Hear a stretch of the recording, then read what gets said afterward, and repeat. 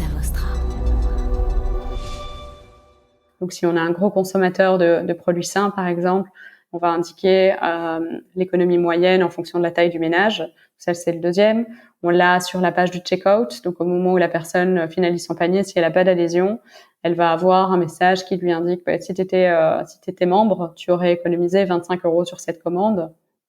Donc voilà, ça se fait vraiment sur tout au long du parcours client sur le site, et nous on essaie vraiment de pousser dans cette direction-là parce que c'est vraiment un modèle qui est très intéressant pour nous d'un point de vue financier. Alors, ce dont tu viens de parler, je l'ai dit, la troisième strat, c'est un call to action avec l'adhésion. Juste après, on a une petite calculatrice qui permet d'économiser de visualiser, calculer ses économies avec l'adhésion en fonction de quelques critères qui sont nombre de personnes dans la famille, fréquence de consommation de produits sains sur l'alimentation, les cosmétiques et les produits d'entretien, et qui me projette mon économie annuelle avec l'adhésion.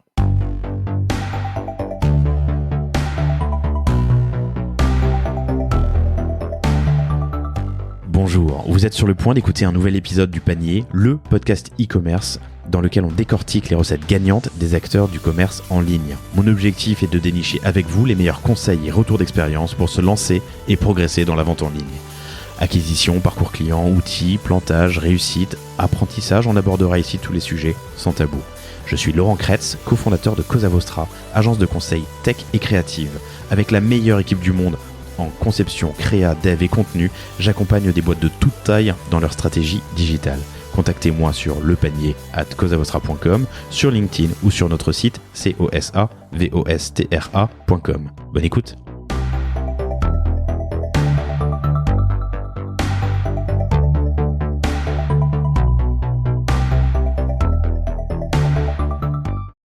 Bonjour à tous, je suis très heureux de vous retrouver aujourd'hui pour ce nouvel épisode du Panier avec Emna Evrard qui est la fondatrice de Casidomi, Kazidomi, Casidomi.com. Salut Emna, tu vas bien ?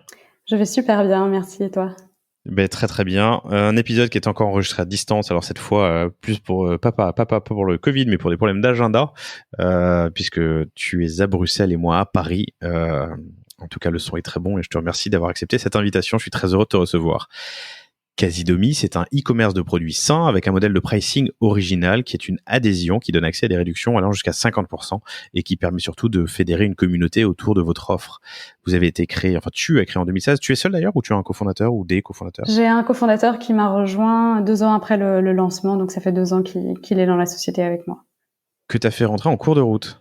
Oui, bien c'est pour la petite histoire, c'est mon associé dans la vie aussi, donc voilà, à un moment il était dans le conseil chez McKinsey, il en a eu marre, il a vu que je m'éclatais sur le côté et il s'est dit pourquoi pas me lancer aussi, rejoindre l'aventure, et donc voilà. C'est intéressant ça. Donc tu as fait rentrer dans l'aventure en tant qu'associé ton partenaire dans la vie 2 ans après avoir créé la boîte. Ouais, exactement. Ça a été facile de lui trouver une place ?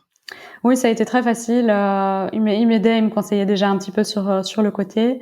Et non, ça a été assez simple parce que lui avait beaucoup de compétences que moi je n'avais pas forcément. J'avais jamais bossé moi dans une autre boîte, donc toutes les parties liées aux ressources humaines, par exemple, les parties liées à la finance, etc. Je les gérais moins, là où lui, il a travaillé pendant 2 ans là-dedans. Il a eu des managers, il a géré des équipes, etc. Donc c'est clair qu'il était mieux positionné pour aider dans l'entreprise sur ces sujets-là. C'est intéressant, mais il n'a pas forcément plus de bouteilles que toi. Alors c'est ça, il a bossé 2 ans avant de rentrer dans Casidomi. Voilà, okay. Exactement. Puisque tu nous le diras dans quelques minutes, mais Casidomi, c'est une boîte que tu as créée pendant tes études et qui cartonne aujourd'hui. Je reprends le fil, donc tu l'as créée en 2016. Aujourd'hui, vous avez une quinzaine de milliers de commandes par mois en moyenne. On parlera du Covid, puisqu'il y a eu une accélération aussi pendant le Covid. Vous avez une 50aine d'employés, plus de 3000 produits en base, et vous êtes sur un runway à peu près 15 millions de CA, on le détaillera plus tard. Donc c'est une incroyable aventure jusqu'à présent. Félicitations, Emna. Les sujets que j'aimerais creuser avec toi sont les suivants. Le premier, c'est que Quasi-Demi, donc tu nous le diras, distribue des produits de différentes marques, mais vous avez créé votre propre marque. Il y a actuellement, je crois, environ 160 produits de la marque Quasi-Demi distribués sur la plateforme, si je dis pas de bêtises. Ouais. Vous avez mis un focus sur des verticales de niche comme le vegan, le paléo, le sportif, ce qui vous permet de vous différencier, j'imagine, et de sortir du lot par rapport à la concurrence. Et puis surtout, j'aimerais comprendre comment, en l'espace de 4 ans, vous êtes arrivé à un runway de 15 millions de CA, et 15 000 commandes par mois, ce qui est vraiment impressionnant. En tout cas, merci beaucoup d'avoir accepté cette invitation et très heureux d'enregistrer avec toi aujourd'hui. Bien de même. Pour commencer par le commencement, comment est née l'idée de Quasi-Demi ? Alors, l'idée de Quasi-Demi, elle a surgi dans ma tête quand j'étais très jeune. Je suis née dans une famille où mes deux parents sont spécialisés dans tout ce qui est nutrition. Et donc, c'est assez jeune que je me suis dit, j'aimerais bien me lancer dans le milieu de la santé.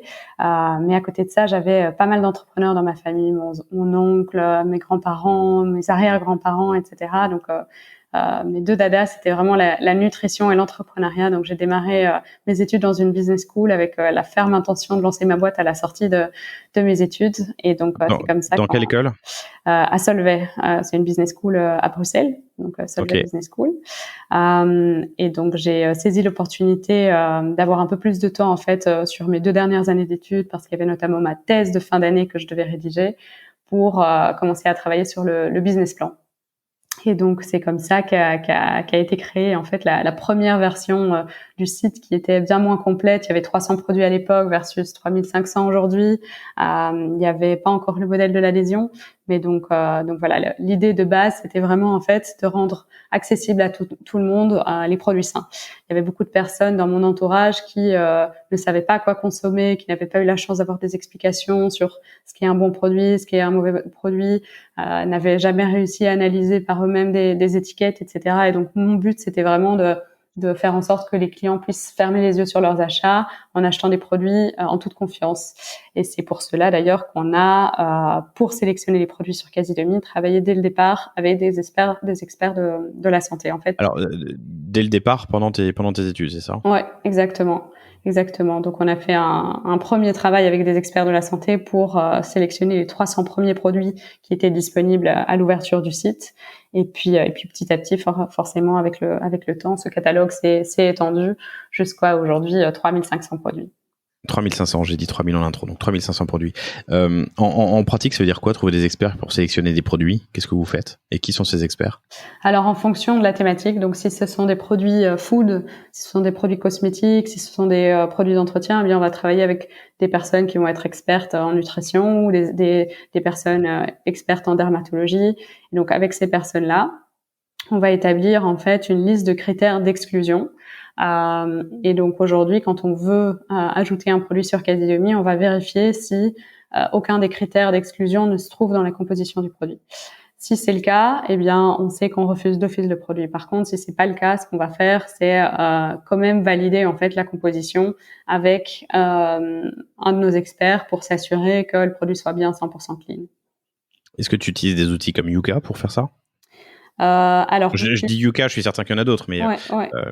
On utilise Yuka, on utilise Open Food Fact, donc la base de données qu'utilise Yuka en fait pour derrière donner Yuka, ouais, voilà exactement. D'accord.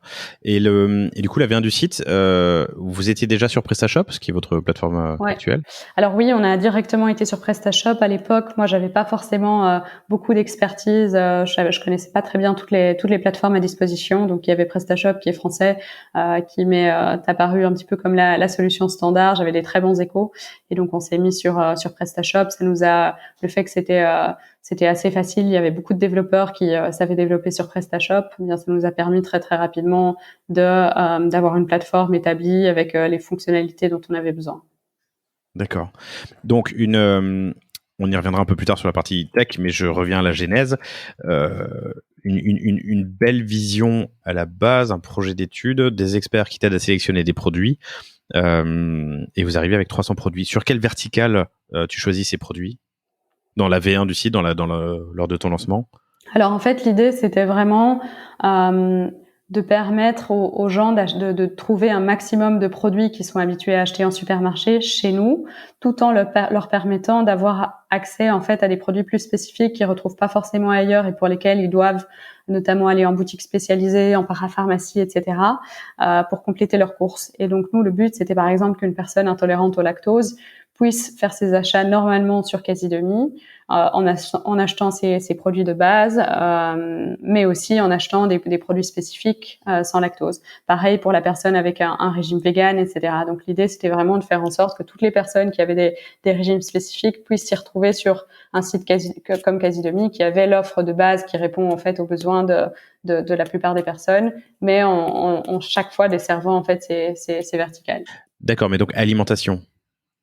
Au début, Puisque c'était aujourd'hui, que de l'alimentaire. Ouais. Au d'accord, début, c'était aujourd'hui que de vous avez l'alimentaire. Aujourd'hui, je vois c'est beauté, soins, santé, maison. Enfin, il y a voilà, exactement. Aujourd'hui, ça la gamme couvre s'est vraiment élargie. beaucoup plus de besoins. La seule catégorie qu'on couvre pas, c'est le frais pour le moment. Ok, pour des questions logistiques. Pour des questions logistiques, c'est un projet, c'est dans les plans, mais pour des questions logistiques, pour le moment, on se focalise uniquement sur le sec. D'accord. Et donc, tu sélectionnes les produits, tu fais ton site, tu poses ta vision et ton why sur Casidomi. Raconte-nous le lancement à ce moment-là. Alors, le lancement se passe relativement bien. On travaille au début avec beaucoup de personnes dans le corps médical, donc des diététiciens, des naturopathes, des médecins, etc., qui étaient très intéressés par la plateforme pour la recommander à leurs patients. Et donc, notre premier canal d'acquisition, c'était vraiment les canaux physiques. En fait, on avait des sales qui allaient voir tout ce corps médical et qui allait leur présenter le concept. Et puis ensuite, eux allaient le recommander à leurs patients. Donc, c'était très peu de digital. C'était des clients assez fidèles parce que voilà, à partir du moment où il y avait vraiment une personne de notoriété derrière, eh bien c'était un public assez fidèle qui revenait régulièrement sur le site. Et puis petit à petit, on s'est tourné vers des canaux digitaux classiques, hein, les Facebook, Instagram, etc. Ok. Oui, dis-moi. On y reviendra, mais du coup, tu as vraiment choisi de faire connaître ta plateforme en B2B2C presque, enfin en utilisant des Ouais. professionnels de santé comme des ambassadeurs Ouais. de ta marque et tes plateformes. Et à ce moment-là, on est d'accord que vous ne distribuez pas encore vos produits. Hein. Non, Ça, c'est on venu plus n'avait pas tard. encore la Ok. marque propre. Ouais, c'est venu plus tard. Ok. Ça, c'est pendant tes études ou vous êtes déjà, quand je dis ça, pardon, c'est ce premier développement auprès des professionnels de santé? Alors là, je venais de finir mes études, donc c'était septembre 2016. On avait les premiers professionnels de santé qui recommandaient la plateforme. Et tu n'avais pas levé de fonds à ce moment-là, si? J'avais pas levé de fonds, non. Non, je Comment est-ce que fonctionnais tu... sur Vas-y, fonds pardon. propres. Donc j'avais rassemblé quelques milliers d'euros. Je pense que j'avais 6 500 euros au total pour me lancer. Il y avait 1 500 euros qui étaient partis déjà en frais notariés, et puis j'avais 4 500 qui me restaient pour acheter les produits, développer le site. Et donc et ces fonds-là, je les ai comme je le disais, j'avais vraiment très jeune l'idée de lancer ma boîte, donc j'avais mis toutes mes économies, mes cadeaux de Noël, etc.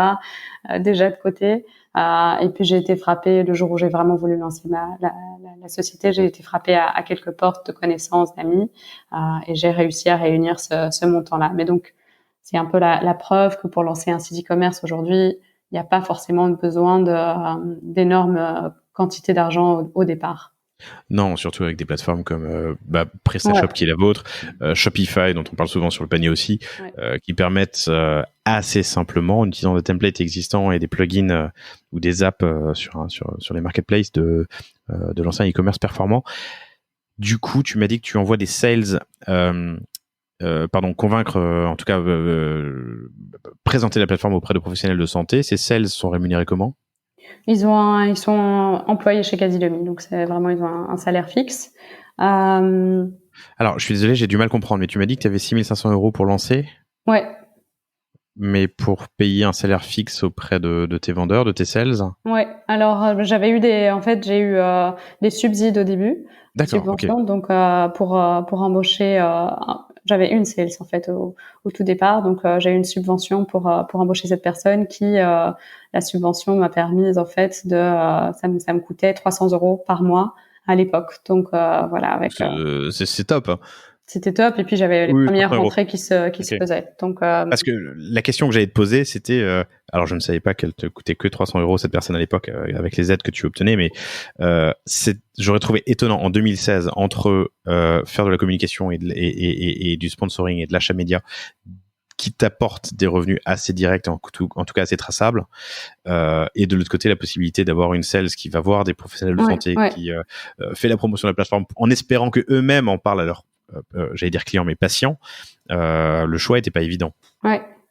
Mais donc non, clairement c'était pas évident, mais voilà, ça a assez vite fonctionné. Donc je faisais directement quelques milliers d'euros de chiffre d'affaires chaque mois, ce qui me permettait en fait de rémunérer cette personne, de réinvestir une partie en extension de gamme sur le site.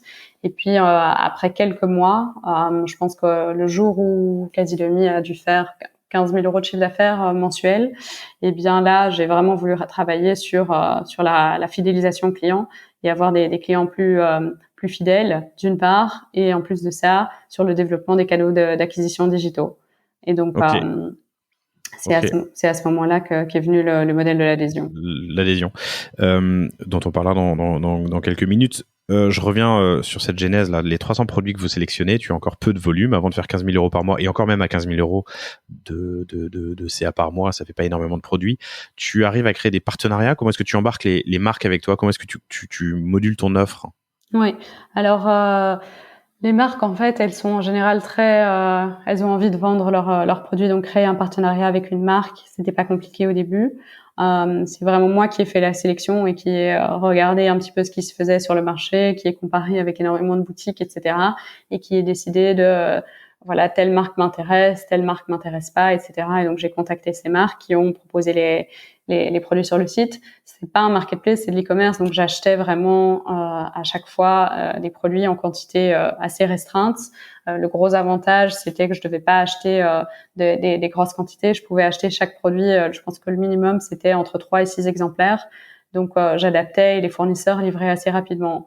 En 3 à 4 jours, j'avais chaque fois la marchandise qui me permettait d'avoir un stock relativement restreint et de pas avoir des montagnes d'argent immobilisées juste pour l'inventaire. Ok, compris. Tu fais croître la société, l'offre et les ventes jusqu'à un moment où tu disais tout à l'heure, vous êtes à peu près à 15 000 euros par mois de revenus. C'est à ce moment-là que vous mettez en place l'abonnement. À quelle problématique est-ce que tu réponds en mettant en place cet abonnement? La fidélisation, c'était vraiment la grosse problématique.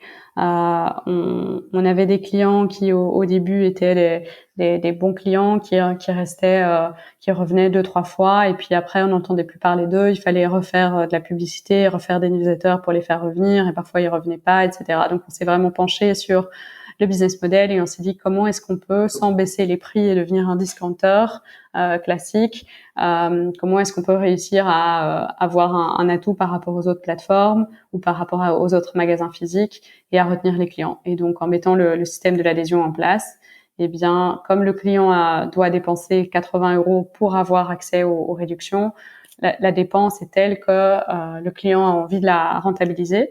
Et donc il y a deux effets en fait.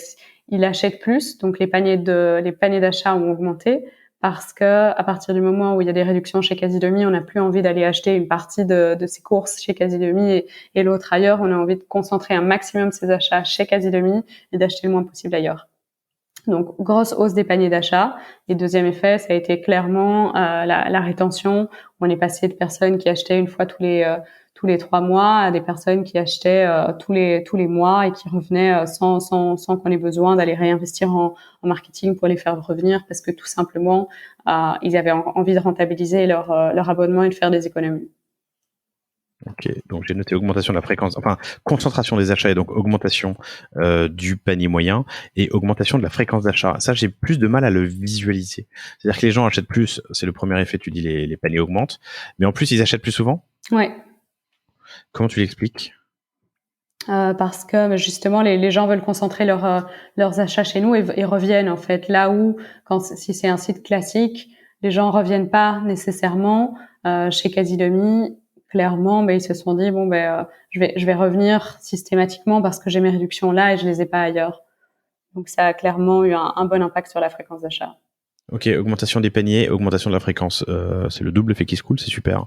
Est-ce que du coup, dans cette période, j'imagine que tu élargis aussi ton offre produit? Ouais, le catalogue, je pense triple de taille à ce moment-là.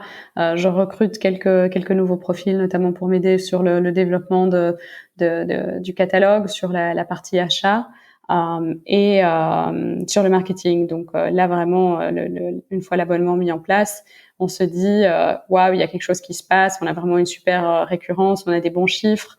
Maintenant, il faut qu'on rebooste l'acquisition parce que on sert, en fait, on couvre, on arrive à attirer sur le site une niche alors qu'il y a tout un marché potentiel qui est bien plus grand. Et donc c'est là qu'on se lance sur l'acquisition via les influenceurs notamment, ça reste l'acquisition qui se fait à travers des personnes qui prennent le temps de bien expliquer le concept. Un modèle d'adhésion, c'est pas quelque chose qui est forcément commun. Donc des personnes qui expliquent le concept, qui expliquent qu'on peut faire confiance en Casilomi parce que il y a une sélection qui est faite, qu'on peut fermer les yeux sur ses achats, etc. Et là, vraiment, on voit les chiffres, le chiffre d'affaires se multiplie par 5 en l'espace de quelques mois à peine. Il y a de l'intérêt de la part d'investisseurs, etc. Donc clairement, c'est le premier gros point d'accélération de l'histoire de Casilomi. Alors ça, vous l'avez fait après, tu m'as dit la mise en place de l'abonnement, hein, l'adhésion. Ouais. D'accord. Alors pour prendre un tout petit peu de recul sur la mise en place de cette adhésion, il faut définir, j'imagine, un pricing, des réductions en face. T'as un bel Excel à mettre en place, j'imagine, pour faire tes projections de rentrée versus réduction que tu vas offrir sur les produits. Et surtout, il faut la vendre, cette adhésion. Alors maintenant, quand on va sur la homepage de Casilomi, je crois qu'elle est, ça doit être la deuxième section. C'est ça, on a le claim, ensuite on a une sélection de produits et ensuite on a l'adhésion. Je parle de strat sur la homepage. Comment est-ce que vous arrivez à la vendre, cette adhésion, à en faire la promotion auprès de vos visiteurs? Ouais, alors on l'a fait de plusieurs manières. Une fois pour l'utilisateur qui vient sur le site, eh bien sur toutes les pages produits, on va indiquer le prix avec adhésion versus sans. Donc il y a déjà un premier incentive à la premier prendre. call sur tous les produits. Ouais. Exactement. On en a un deuxième qui est sur la homepage et qui indique l'économie moyenne qui se fait en fonction de sa consommation. Donc si on a un gros consommateur de produits sains, par exemple, on va indiquer l'économie moyenne en fonction de la taille du ménage. Ça, c'est le deuxième. On l'a sur la page du checkout. Donc, au moment où la personne finalise son panier, si elle n'a pas d'adhésion, elle va avoir un message qui lui indique que si tu étais membre, tu aurais économisé 25 € sur cette commande. Donc voilà, ça se fait vraiment tout au long du parcours client sur le site. Et nous, on essaie vraiment de pousser dans cette direction-là parce que c'est vraiment un modèle qui est très intéressant pour nous d'un point de vue financier. Alors, ce dont tu viens de parler, je l'ai dit, la troisième strat, c'est un call to action avec l'adhésion.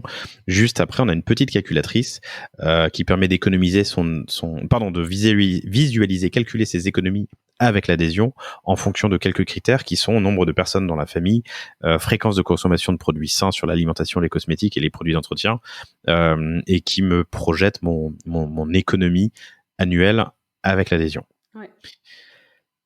Ok. Et alors, ça se vend? Oui, bah ça fonctionne très très bien. Et là, je parlais des canaux sur le site, mais derrière, dans tous les canaux digitaux, on explique les canaux d'acquisition digitaux, pardon. On explique aussi systématiquement quelles sont les économies moyennes que nos membres font. Il y a des personnes qui vont expliquer les économies sur des produits phares qu'il y a moyen de faire, etc. Donc c'est vraiment un concept qui fonctionne. Et aujourd'hui, 85% de nos clients sont des membres adhérents. Donc on voit vraiment qu'il y a très très rapidement un intérêt qui se fait de la part du client une fois qu'il est sur le site pour ce modèle-là. 85% de vos acheteurs ou de vos membres? De nos acheteurs. 85% des acheteurs sont des acheteurs qui ont la carte de, comment on appelle, l'adhésion Casilomi. Ouais. Et plutôt une adhésion annuelle ou mensuelle, puisqu'il y a deux tarifications possibles? Alors, la majeure partie prend l'adhésion annuelle, qui est plus intéressante financièrement. Et on a, je pense, 10% des gens qui prennent la mensuelle. Ok, c'est hyper intéressant. 85% des acheteurs. Alors,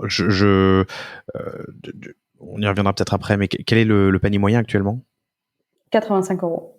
85 euros pour 15 000 commandes. Ça nous fait un beau volume. Et 15 000 commandes, il y a combien de commandes par utilisateur par mois ou par membre par mois? Alors, on est sur nos membres commandent environ tous les 1 mois et demi. Comme c'est que des produits secs, il y a pas besoin, comme en supermarché, de s'y rendre une fois par De s'y semaine. rendre régulièrement. Ouais. Donc, les 15 000 commandes, si tu me dis que la fréquence est 1 mois et demi en moyen, ça veut dire qu'en moyenne, c'est qu'il y a plus de 15 000, ça fait à peu près une vingtaine de milliers, 22 000, je sais pas, utilisateurs uniques qui commandent assez régulièrement. Et sur ces 22 ou 23 000 utilisateurs récurrents, il y a 85% d'adhérents. Ouais. Mes calculs étaient bons. Ok. C'est beau. C'est beau. Et du coup, avec cette réduction que je peux avoir avec l'adhésion, toi, tu rentres quand même dans tes frais ou tu peux pas vendre à perte? De toute façon, c'est illégal. Non, on rentre pas à perte. Et en fait, l'idée, c'est vraiment de faire en sorte que les commandes qu'on envoie soient pas envoyées à perte. Donc, on définit en fait les pourcentages qu'on va attribuer sur les produits sur base de la marge qu'on a sur le produit, sur base des coûts logistiques, etc. Donc, l'idée, c'est vraiment de regarder tout en bas ce qui va se passer. Donc, ce qu'on va regarder, c'est ce qui nous reste en fait post-réduction. À ça, on va rajouter les coûts logistiques et on va faire en sorte forcément que le total soit pas négatif malgré le fait qu'on donne des réductions. Et donc, on se rémunère pas aujourd'hui sur les commandes qu'on vend, mais on perd pas d'argent dessus non plus. Donc, on va se rémunérer sur les adhésions, mais et les pas... 15% d'acheteurs qui ne sont pas adhérents, c'est ça? Ouais, exactement. C'est très intéressant. Et du coup, je fais un calcul de tête, mais si je dis qu'il y a 22 000 adhérents qui payent à peu près 80 euros par an, on tombe sur les chiffres qu'on donnait tout à l'heure. Ok, très bien. Donc, vous mettez en place cette carte, vous la vendez sur le site et et à l'extérieur, et tu commences à m'en parler. C'est là que vous commencez à faire de l'influence. Alors, c'est plus de l'influence B2B2C comme vous le faisiez avec les professionnels de santé. Là, c'est de l'influence grand public. Et ce que tu me disais, c'est que vous achetez une certaine légitimité sur la marque et les produits, c'est ça? Ouais, exactement. On se rend assez rapidement compte en fait que le business model est pas forcément simple à comprendre et que les gens ont besoin d'avoir quelqu'un de confiance qui leur explique le business model. Et Attends, l'intérêt. où sont les frictions pour l'utilisateur? Alors, pardon, je veux pas simplifier, mais Prime d'Amazon est un abonnement qui permet aussi d'avoir des réductions et d'autres avantages. Donc, c'est pas quelque chose, c'est innovant dans ce milieu-là. Ouais. Je l'entends, mais c'est pas non plus, il n'y a pas d'évangélisation à faire. Ouais, où sont les frictions? Prime c'est Amazon et Amazon a sa notoriété quasi 2000 où on démarre à l'époque. Donc c'est clair que devoir aller faire une dépense de 80 euros pour un site dont on n'a jamais entendu parler, c'est pas la même chose que d'acheter un abonnement Prime sur Amazon où on sait qu'on va d'office commander régulièrement les produits dont on a besoin. Donc il y a vraiment ce besoin de derrière de donner confiance aux clients et ça se fait via le corps médical, ça se fait via les influenceurs, ça se fait via le parrainage qui est énormément utilisé et qui nous aide beaucoup, plus que via des publicités payantes au début en tout cas. Aujourd'hui, on s'est tourné aussi vers des canaux d'acquisition payants, des pubs Google, la publicité sur Facebook, etc. Mais parce que Casi maintenant est plus connu et on peut faire du remarketing et du retargeting plus facilement. Est-ce que tu peux nous expliquer comment tu as géré tes problèmes campagne d'influence? Alors on a vraiment travaillé avec les influenceurs comme si c'était des partenaires. Et aujourd'hui, ça l'est vraiment. Ce sont des personnes qui sont très impliquées dans la conception de Casi, dans le choix des produits qu'on va rajouter sur la plateforme, dans les décisions, etc. Donc c'est vraiment, il y a un lien qui est fort et c'est pas juste des personnes qu'on rémunère quand il y a une vente qui se réalise derrière. Donc c'est vraiment un partenariat, une collaboration qui se fait sur du long terme. On fait jamais de one shot, donc on va jamais dire à un influenceur, ben voilà, je te paye X milliers d'euros pour faire un post ce mois-ci. C'est pas le fonctionnement de Casi, c'est pas dans nos valeurs. Nous, on veut vraiment des gens qui soutiennent nos démarches, qui sont eux-mêmes des clients de la plateforme, etc. Et c'est dans ces situations-là, en fait, qu'on arrive à travailler avec des super bons profils qui eux arrivent très très bien à vendre le concept parce qu'ils en sont eux-mêmes convaincus, parce qu'ils ont eux-mêmes travaillé sur l'établissement du concept. On a d'ailleurs une des partenaires avec qui on a travaillé qui est devenue investisseuse chez Casidomi. Donc on a vraiment ce lien qui est très Il y a très une fort. influenceuse à qui vous travailliez qui est devenue investisseur chez Exactement, ouais. investisseuse, ça se dit, chez Casidomi. Ok, Ouais. Intéressant. Ouais, ça apporte une plus-value aujourd'hui vraiment énorme parce qu'on a une personne qui a beaucoup d'expertise là-dedans, qui se met à la place d'une grande communauté et qui aujourd'hui nous apporte vraiment des conseils d'une grande valeur ajoutée. Est-ce qu'elle a monétisé son influence? Elle a monétisé son influence. Alors, Tout à fait. pardon. Oui, d'accord. Monétiser, monétiser, disons, pas marchander, mais de négocier son influence dans son investissement. Non, ça pas du tout. Non, elle est D'accord. rentrée comme un investisseur classique. Comme un investisseur classique. C'est très bien, c'est tout à son honneur. Donc l'influence, ton enseignement était les apprentissages que tu en as tirés, ce sont quoi? Ce sont des personnes, avant tout, les influenceurs, et je pense qu'aujourd'hui il y a beaucoup de plateformes. On peut travailler à travers des plateformes, etc. Mais de tout ce que j'ai entendu, le mieux, ça reste une vraie relation humaine. Prendre son téléphone, les avoir au téléphone, s'assurer qu'elles sont vraiment bien alignées avec les valeurs, qu'elles ont bien compris le produit derrière, etc. Les rencontrer. Et nous, c'est ça qui a fait la force de Casidomi, c'est ça qui a fait la différence, c'est ça qui fait qu'aujourd'hui, on a vraiment une grosse communauté d'influenceurs qui travaillent avec nous. C'est justement ce fait que ce sont toutes des personnes qui se sentent, entre guillemets, uniques, qu'on écoute au quotidien, qui sont informées avant même nos membres et tous nos clients des nouveautés, des décisions qui vont être prises, etc. Donc moi, vraiment, ma recommandation et ce que je répliquerais si jamais je suis amenée à lancer d'autres boîtes, c'est vraiment de tisser un lien humain et de ne pas juste avoir de ne pas voir ces personnes comme des personnes qui aideront juste à créer une transaction et à les considérer juste comme des pions, mais à vraiment faire attention à les considérer comme des personnes à part entière, à collaborer avec eux, à adapter le dialogue à ces personnes. Donc voilà, ça reste quelque chose d'humain. Je réinsiste là-dessus, mais je pense que c'est ça qui fait la différence. Compris. Vous achetez une légitimité, pardon, je pourrais utiliser un autre terme, mais vous créez une légitimité professionnelle, médicale, avec des ambassadeurs qui sont des professionnels de santé tout d'abord. Vous passez par des influenceurs plus grand public pour là aller, j'imagine, plus loin dans les bassins d'audience d'acheteurs potentiels sur le site. Quels sont les autres canaux que vous mettez d'acquisition que vous mettez en place à cette époque et jusqu'à présent et dans quel ordre? Ouais. Alors on développe Instagram et Instagram très très vite nous propulse vers des sommets. On arrive à créer une vraie communauté sur Instagram. Aujourd'hui notre compte, je pense qu'on a plus de 100 000 followers, donc c'est vraiment une belle communauté. C'est directement un lien fort qu'on essaie de créer via Instagram. On communique beaucoup avec nos clients. On les sollicite beaucoup pour choisir les produits sur Casidomi, notamment en faisant des sondages en fait pour demander quels sont les produits qu'ils souhaitent qu'on ajoute. Si on ajoute cette marque, est-ce qu'ils achèteraient les produits? Quelle couleur de packaging ils préfèrent pour un design de nouveaux produits en marque propre? Et donc le fait de systématiquement venir avec des questions auprès de notre communauté, de montrer qu'on les écoute, de collaborer avec eux, nous permet vraiment de créer quelque chose de fort, un lien très fort avec un grand nombre de personnes. Donc Instagram reste encore aujourd'hui vraiment un de nos premiers canaux d'acquisition. Un de nos premiers canaux d'acquisition. Ça me donne faim déjà d'aller sur votre Insta, c'est bien réussi. c'est très frais, c'est très gai, c'est très clair. Tu disais un peu plus de 100 000, donc vous êtes effectivement à 111 000. Ce que je trouve intéressant, c'est que tu mets dans la description fondé par une femme avec ton lien. C'est important? Alors, c'est important, oui. En tout cas, pour beaucoup de nos membres, c'est quelque chose qui valorise très fort.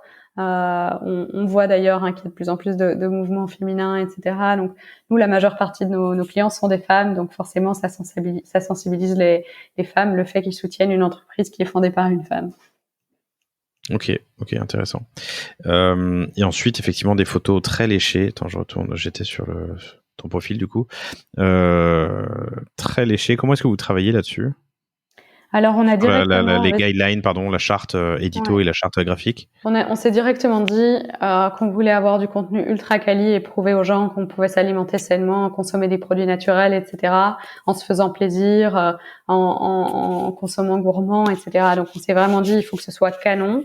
Et pour ça, on a travaillé avec des professionnels du contenu assez rapidement pour faire passer le message et leur montrer que c'était possible. Donc aujourd'hui, on a une photographe qui travaille 4 jours semaine pour nous et qui se charge vraiment d'aller établir des super recettes, d'aller les photographier.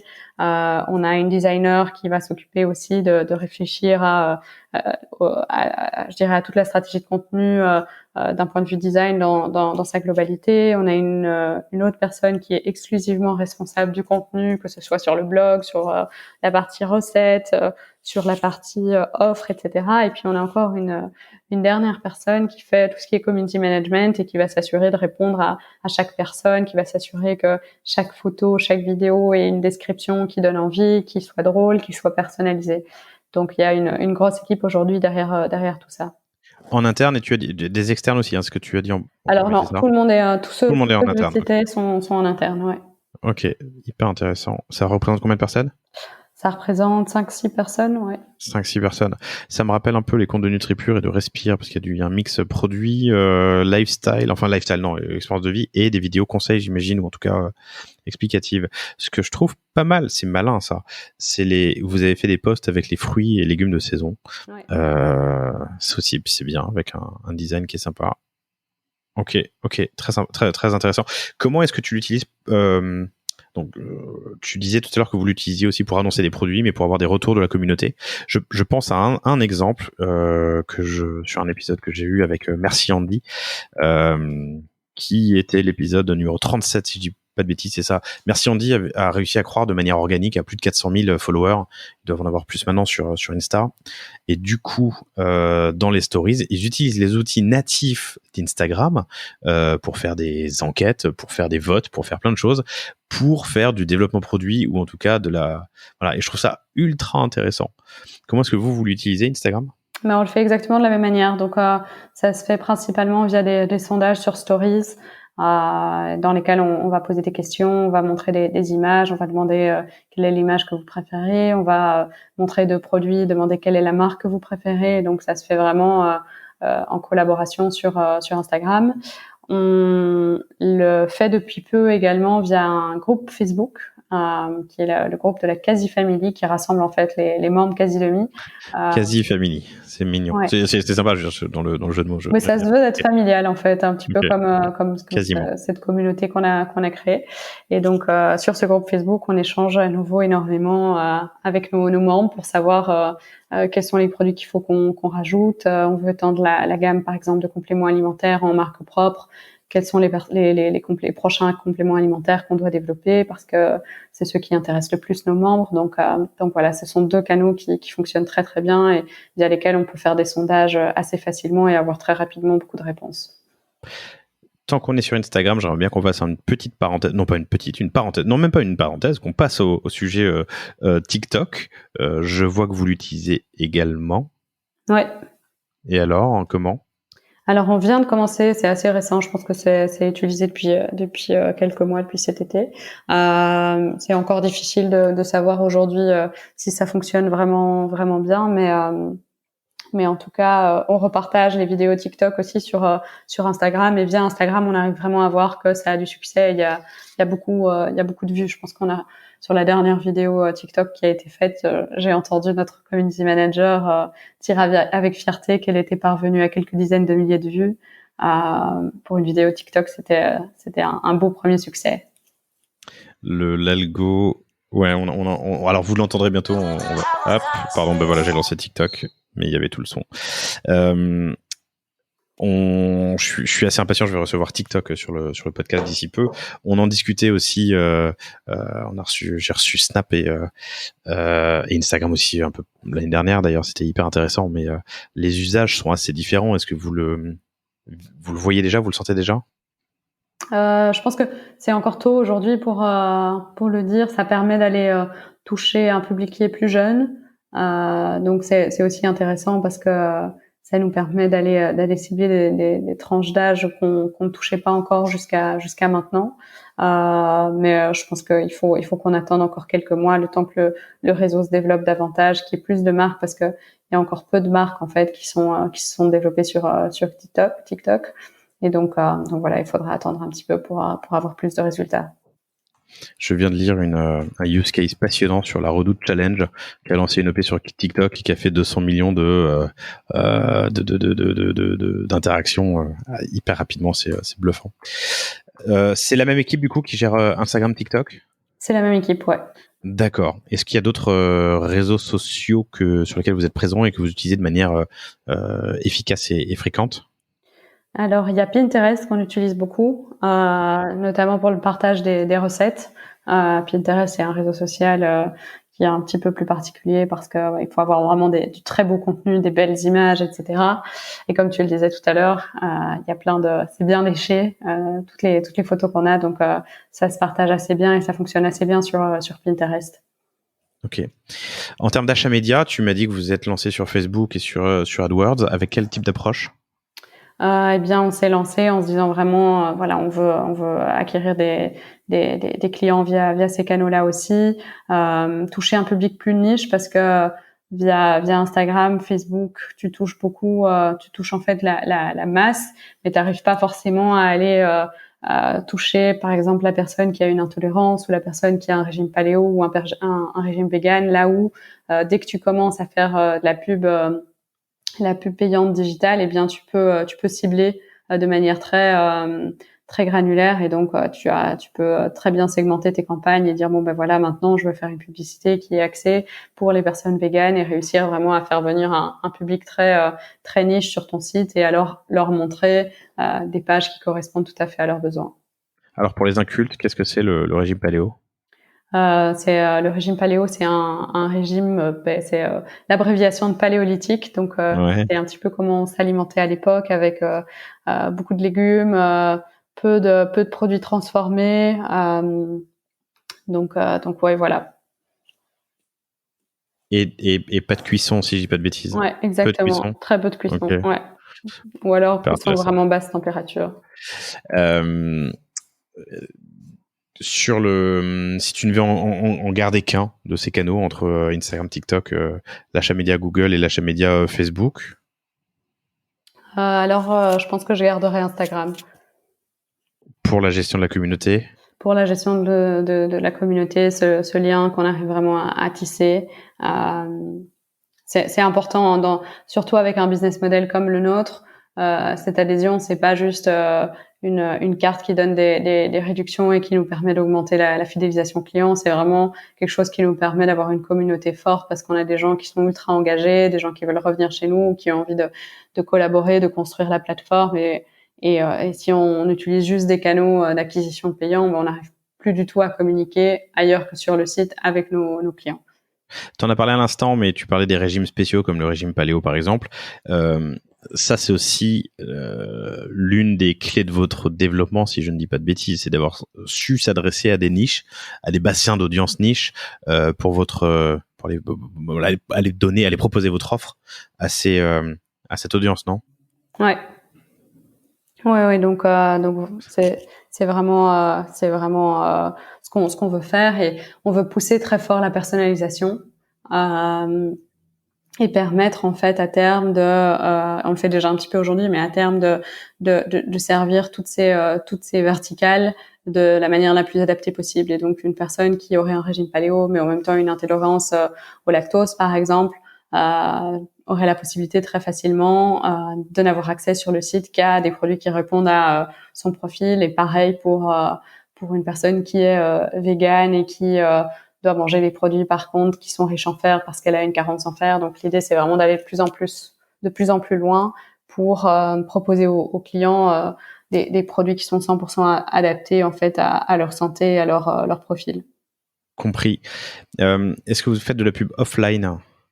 On en fait très peu. On en fait vraiment très très peu. On en Qu'est-ce fait que de vous temps avez en temps testé? quand on a des petites opportunités, mais c'est assez rare. On a fait quelques événements. On a fait une fois une publicité de télé parce qu'on avait vraiment une bonne opportunité, mais on en fait aujourd'hui pas beaucoup parce que ce sont souvent des canaux qui sont assez chers et pour lesquels c'est difficile d'aller mesurer la rentabilité de la campagne. Donc voilà.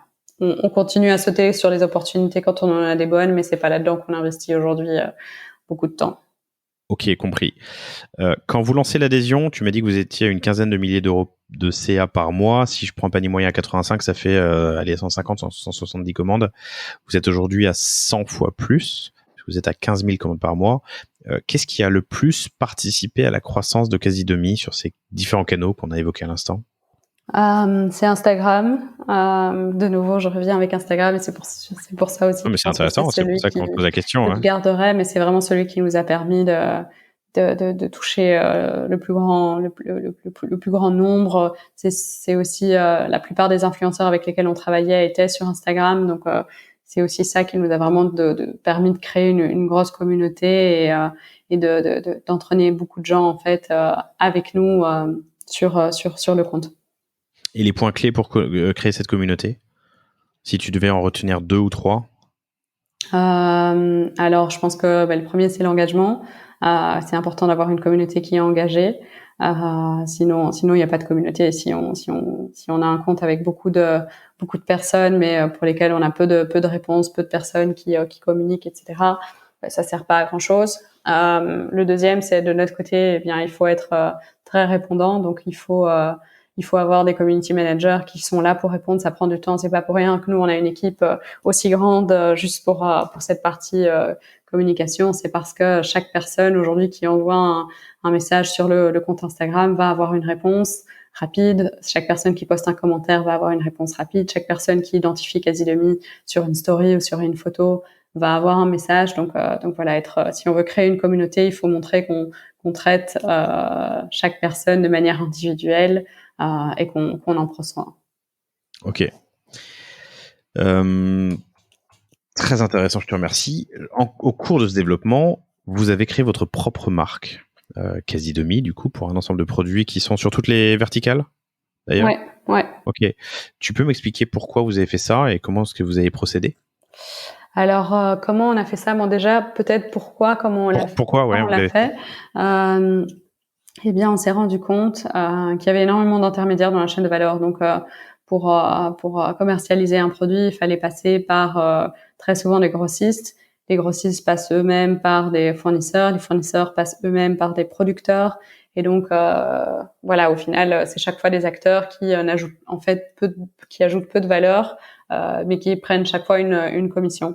Et donc, on s'est dit comment est-ce qu'on peut faire pour réduire la commission que tous les acteurs se prennent et rémunérer au prix le plus juste aussi le producteur. Et donc, c'est en allant au tout début, on a été la première gamme sur laquelle on a travaillé, c'était une gamme de produits à base de noix de coco, donc du lait de coco, de l'huile de coco, etc., qu'on a développé. Donc, on a été directement mis en contact avec un producteur au Sri Lanka, qui du coup nous a expliqué comment est-ce que il y avait une possibilité de collaborer en direct. Et donc, on a développé la première gamme comme ça.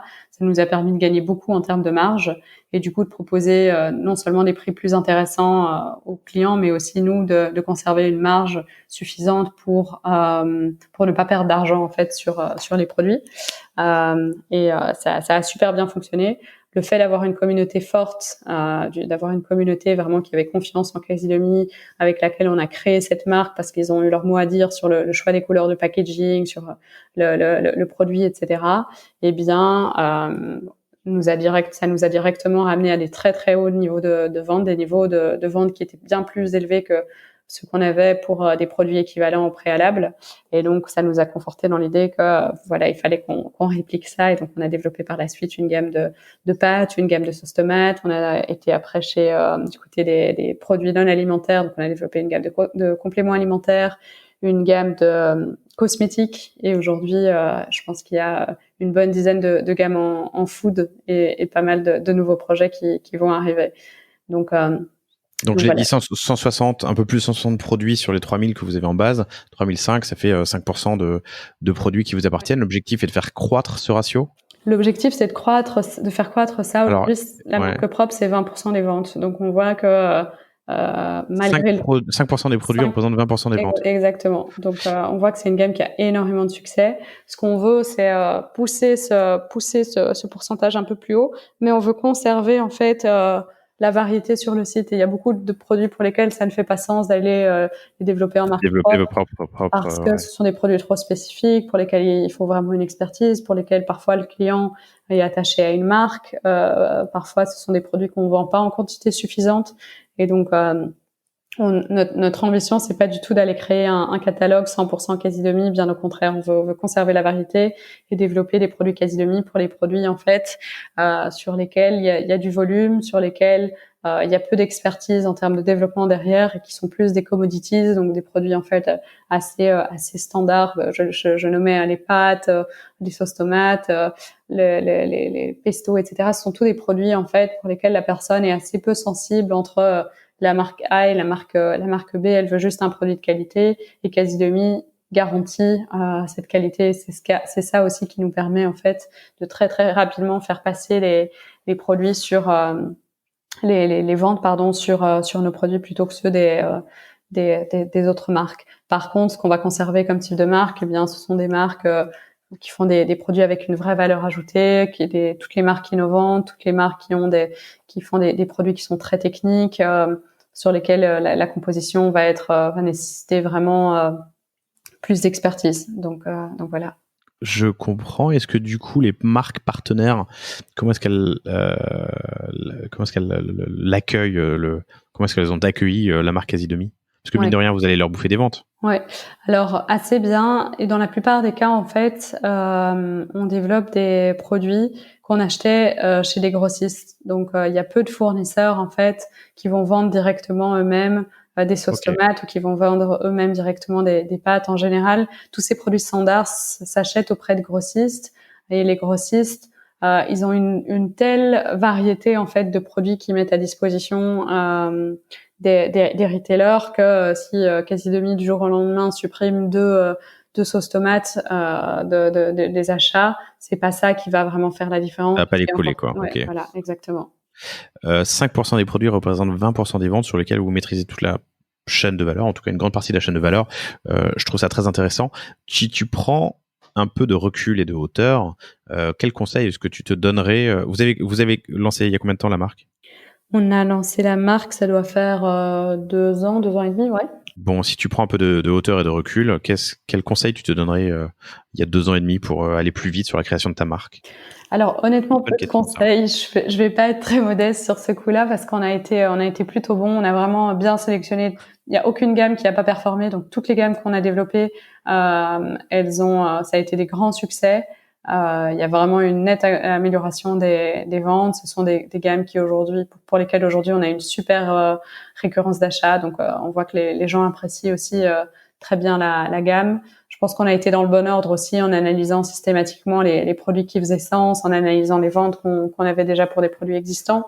Donc, c'est pas la partie sur laquelle je trouve qu'on a fait beaucoup d'erreurs et sur laquelle on aurait pu aller beaucoup plus vite parce que, mine de rien, en 2 ans, développer autant de gammes, c'est déjà pas mal. Alors génial, tu me fais une belle transition. Sur quelle phase ou erreur ou disons choix du développement de Casidomi tu pourrais te donner des conseils pour aller plus vite ou en tout cas ne pas rentrer dans des écueils? Alors, ça, je pense que c'est propre à toute entreprise. Il y a souvent des opportunités qui surgissent à gauche, à droite. Et je pense que en tant qu'entrepreneur, il faut pouvoir de temps en temps se dire non. Je saisis pas l'opportunité. C'est parfois difficile, hein. Il y a un contrat B2B dans notre cas, par exemple, qui débarque et où on veut tout d'un coup nous acheter des produits par milliers. Où il y a un retailer qui veut vendre nos produits dans 200 supermarchés, ben, c'est difficile d'aller dire non. On voit vite les revenus, on se dit mais ça peut être intéressant, ça peut booster la croissance des ventes, etc. Mais de mon expérience, de l'expérience qu'on a eu dans le passé, chaque fois qu'on a dévié de notre trajectoire, qu'on s'est détourné de ce qu'on fait bien en fait, le B2C, la vente en direct via notre site, eh bien, on a fini par en payer le prix parce que le temps qui est passé sur ce type d'opportunité, c'est du temps qui est pas passé sur créer de la valeur et fidéliser et acquérir des clients qui vont être fidèles et rester sur du long terme. Donc voilà, je pense qu'il faut vraiment toujours analyser pas juste l'opportunité de manière court-termiste, mais il faut vraiment analyser aussi l'impact que ça va avoir. Ouais, le coût et l'impact long-termiste sur la boîte, quoi. Exactement. Mais pas le coût en valeur, le coût vraiment sur le. Ok. Ouais. Hyper intéressant. C'est Steve Jobs qui disait que non en fait. Son plus grand métier, c'est de savoir dire non aux opportunités et aux innovations et de choses. Savoir choisir, facile, prioriser, temporiser, quoi. Ça rapporte beaucoup de le faire. Très intéressant. Vous êtes sur PrestaShop ? Ouais. Toujours avec une équipe en interne ou vous passez par un externe ? Alors on a un mix des deux. Donc on a un CTO en interne et puis on a deux développeurs. On a un CTO et un web développeur, un web designer en interne et puis on a deux personnes avec qui on travaille depuis le début qu'on a recruté en fait via Upwork, qui est une plateforme sur laquelle on peut embaucher des freelances et donc c'est très facile d'aller trouver des développeurs PrestaShop. Je confonds toujours Upwork qui est devenu Malte ou Upwork qui est resté Upwork ou l'inverse. Je pense que c'est resté Upwork. À ma connaissance, c'est toujours Upwork. Ouais, c'est ça. Donc c'est pas Upwork. Oui, c'est ça. Non, Upwork est devenu Malte et c'est Upwork qui est devenu qui est resté Upwork. Donc toujours sur PrestaShop. Est-ce que la question s'est posée un jour de passer sur une autre plateforme ? Alors oui, elle s'est posée clairement parce que au plus on grandit, au plus on accumule beaucoup de code, au plus on grandit, au plus on a besoin au plus on accueille du trafic et donc on a besoin d'avoir un site qui est rapide. On veut aussi de plus en plus personnaliser les choses, etc. Donc on s'est posé la question, on s'est dit est-ce qu'on refait tout from scratch, est-ce qu'on repart d'une page blanche et on développe tout de manière ultra clean, est-ce qu'on repasse sur une plateforme du style Shopify pour laquelle les serveurs sont online et donc on a moins pour lesquels toute l'affranchie de tous ces outils-là, de l'infogérance exactement. Est-ce qu'on passe sur du Magento? Donc on s'est posé toutes ces questions et on est finalement revenu en se disant on reste sur PrestaShop, qui est une très bonne plateforme qui héberge aujourd'hui pas mal de gros sites, pour laquelle c'est facile d'aller trouver des experts. C'est une plateforme que toute l'équipe connaît bien aussi. Il faut pas négliger le fait que changer de plateforme, ça nécessite de reformer toute une équipe à une nouvelle interface. Et donc, on a décidé de rester sur PrestaShop pour encore quelques années, du moins. J'ai eu un invité, non, c'était pas un invité, c'était un ami avec qui j'en parlais, mais qui disait que PrestaShop fait partie de ces plateformes qui sont des valeurs sûres, qui sont pas les plus sexy parce que c'est pas les dernières en date et que t'as souvent, alors je dis sexy pour les gens qui y travaillent, qui les développent, des développeurs free parce que c'est toujours plus intéressant les excitant de travailler sur une techno qui est récente et qui est en vogue plutôt que je sais pas PrestaShop en PHP par exemple, mais pourtant ça reste une plateforme sûre, une valeur sûre sur les CMS e-commerce. Quels sont les principaux outils que vous utilisez chez Casidomi ? Email, analytics, automation. Alors en termes d'organisation, on aime beaucoup Notion. Qui est vraiment une top plateforme pour tout ce qui est en fait ça remplace un peu Dropbox si on a des fichiers qu'on veut mettre de manière propre, rendre accessible facilement à toute l'équipe. Donc Notion, super tool, Asana pour tout ce qui est gestion de projet, Slack pour la communication, ça c'est plus un secret. Je pense qu'il y a beaucoup de boîtes qui utilisent cet outil aussi. En marketing, en payant, version payante. En version payante, ouais. Okay. Ça change quand même la vie d'avoir accès à l'historique, de pouvoir appeler via Slack, etc. Donc on était pendant tout un temps sur la version gratuite, mais voilà, l'équipe a beaucoup poussé pour la version payante. J'ai le sentiment que c'est un peu comme Evernote. Tu sais, Evernote c'est cette plateforme de prise de notes qu'on peut utiliser. Moi, ça fait 10 ans que j'utilise sans payer. Je pense que le curseur est mal placé, en tout cas mal placé par rapport à moi. Et Slack, c'est une question qu'on se pose assez régulièrement. Mais du coup, bon, c'est un autre sujet. Ok. Asana, Slack, Notion pour la gestion des connaissances et gestion des fichiers, c'est ça. Et sur le site. Sur le site, on pour utilise... le CRM, la gestion des retours, les points clients. Alors, on a Zendesk Ok. qui est super, dont on est super content. On a développé pas mal d'interfaces custom, nous, ce qui était vraiment propre à notre business, ultra adapté, et que autant l'équipe logistique que l'équipe client peuvent utiliser de manière efficace. Qu'est-ce qu'on utilise d'autre? Ouais, pour tout ce qui est client, c'est tout en marketing. Il y a Klaviyo qui est super, qui nous permet vraiment de faire des super choses. On a Landbot qui est Donc Klaviyo sur la partie email transactionnel tout ce qui est automation. et automation. Ok, intéressant. Vous avez Klaviyo, c'est assez récent. Qu'est-ce que vous utilisiez avant? Sendinblue. Sendinblue. Ouais. Et d'accord. La transition a été facile? La transition a été facile. On la finalise là maintenant. Donc voilà, on est encore entre deux. D'ici quelques semaines, on sera 100% full sur Klaviyo. Ouais. Qu'est-ce qui a justifié ce choix? Klaviyo avait des fonctionnalités que Sendinblue n'avait pas, mais sinon Sendinblue est une super plateforme. Je pense que nous, ça a été super utile pendant des années.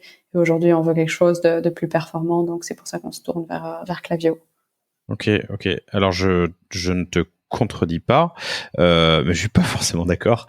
Nous, on est fans de Sendinblue et surtout de la flexibilité que ça apporte. Mais c'est vrai que sur la partie e-commerce, t'as quand même des automatismes et disons, nativement des choses peut-être plus.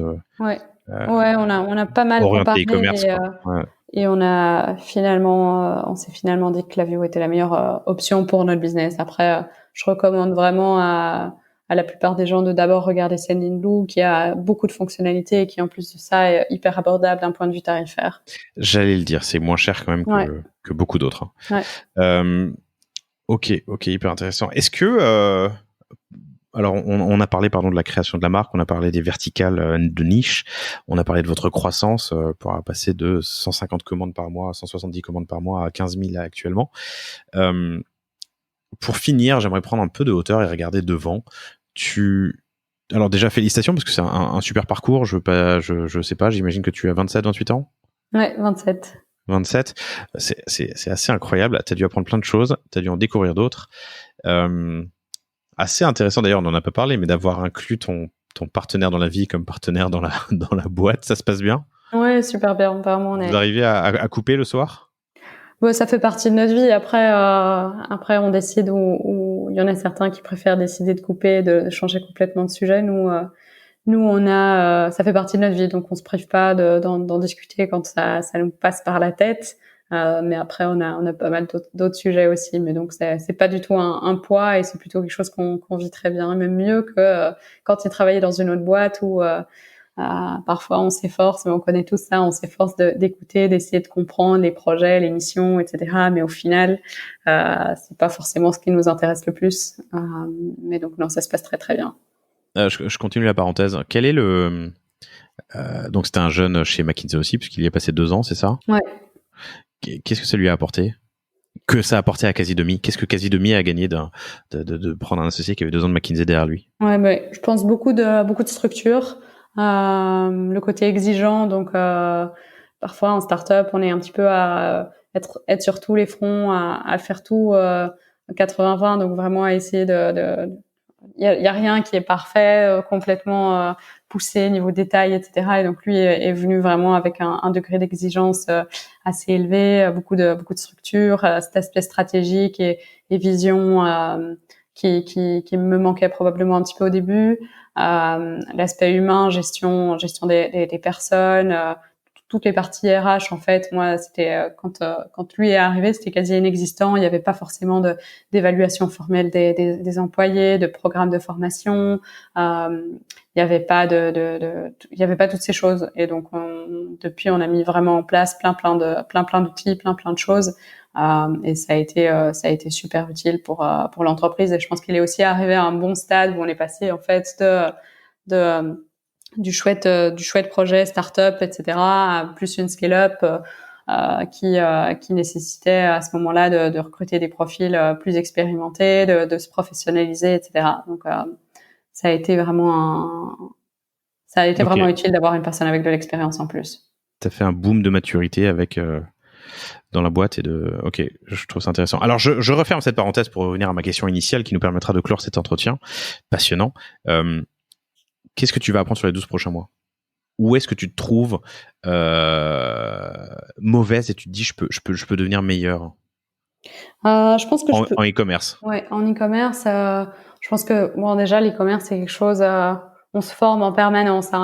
J'apprends tous les jours à utiliser des nouveaux outils. Il faut se former sur les nouvelles méthodes d'acquisition, etc. Donc c'est un peu un travail permanent. Alors où est-ce que je vais me former dans les 12 prochains mois? Je pense que j'ai pas un programme de formation qui est ultra défini. C'est plus je saute sur les opportunités. J'écoute un maximum de podcasts pour m'informer. Je suis sur des Slack liés à l'e-commerce. Je suis pas mal de blogs qui parlent d'e-commerce, etc. Donc c'est un peu de la formation continue. Après peut-être un point important qui moi m'intéresse beaucoup, c'est la partie plus analytique qu'on utilise. Analytique acquisition ou analytique business? Analytique business. Okay. Et donc on est à un stade où l'acquisition maintenant il y a vraiment une équipe solide qui s'occupe de ça. Je dois moins m'en charger, mais j'ai envie de mieux comprendre les comportements clients, les fondamentaux du business, etc. On a mis en place Tableau qui nous permet maintenant depuis quelques mois de faire des analyses assez poussées et c'est vraiment un super outil pour ça. Maintenant, l'idée, c'est vraiment d'aller deep diver dans le contenu de Tableau, dans quels sont les comportements de clients, quels sont les produits sur lesquels il y a de la récurrence, analyser mieux, plus en profondeur les cohortes, etc. Et en fait, via toutes ces données, réussir à prendre des meilleures décisions et à donner vraiment de la vision sur le projet de manière plus détaillée à l'équipe. Ok. Très intéressant. Et je te remercie. Emna, c'était passionnant. Vous avez levé des fonds? On a levé des fonds, oui. Il y a longtemps, et vous avez levé combien? Vous avez communiqué? Alors oui, on a communiqué. On a levé 2 millions jusqu'à aujourd'hui et ça s'est fait à chaque fois de manière incrémentale. On n'a pas fait de grosses levées. On a fait vraiment des levées petit à petit avec uniquement des business angels. Qui ça nous a vraiment permis de grandir à notre rythme, de pas se faire trop diluer directement et d'évoluer petit à petit. Je trouve vraiment que vous avez vécu, en tout cas, une belle aventure et fait quelque chose de beau jusqu'à présent. Donc, félicitations. Merci. Merci encore infiniment pour ton temps. Tu as été très généreuse et transparente sur les infos. Je trouve ça top. Je retiens des points forts, comment fidéliser avec l'abonnement, utiliser l'abonnement comme une méthode de fidélisation et d'augmentation de ton panier d'achat et du coup de ton CA sur l'e-com. Ton approche de l'influence pour acheter de la légitimité. Et surtout, ce que tu me dis, c'est que ce sont des personnes, il faut vraiment privilégier une relation humaine et réelle hors plateforme. D'autres qui diront que les plateformes sont utiles, mais c'est ton approche et je la trouve intéressante. Comment vous avez évangélisé sur un modèle connu l'abonnement, mais une verticale nouvelle, la nutrition, c'était un enjeu pour vous, et la manière dont tu as géré ta communauté sur Insta en poussant l'engagement avec du community management et une réelle interaction du coup avec tes utilisateurs. Et enfin, ce que tu m'as dit, savoir saisir les opportunités et du coup l'inverse aussi, savoir leur dire non pour ne pas se perdre le focus sur ton développement. Emna, merci encore infiniment. Je te souhaite bonne chance pour la suite et merci à vous tous d'être toujours aussi fidèles sur le panier. N'oubliez pas de vous inscrire dans la newsletter. J'envoie maintenant chaque semaine le mardi les principaux apprentissages que vous avez que vous avez entendu dans cet épisode. Mais pour être sûr de ne rien rater, inscrivez-vous. La newsletter est sur lepanier.io. Ça part tous les mardis et c'est 3 conseils actionnables directement pour faire croître vos ventes e-commerce. Emna, merci. À bientôt. À bientôt, avec grand plaisir. Au revoir. Merci d'avoir écouté cet épisode du panier. J'espère qu'il vous a plu. Si c'est le cas, et même si ce n'est pas le cas, abonnez-vous pour ne rater aucun épisode. Parlez-en autour de vous et laissez-moi un commentaire sympathique sur Apple Podcast. C'est ce qui m'aide le plus à remonter dans les classements. N'hésitez pas non plus à le partager à chacun de vos contacts dans le business. Chaque nouvel auditeur intéressé est une victoire. Si vous avez besoin d'un accompagnement tech et créatif, que ce soit pour votre site internet, votre stratégie de contenu ou d'inbound marketing, n'hésitez pas à me contacter à l'adresse lepanier@causavostra.com. À bientôt.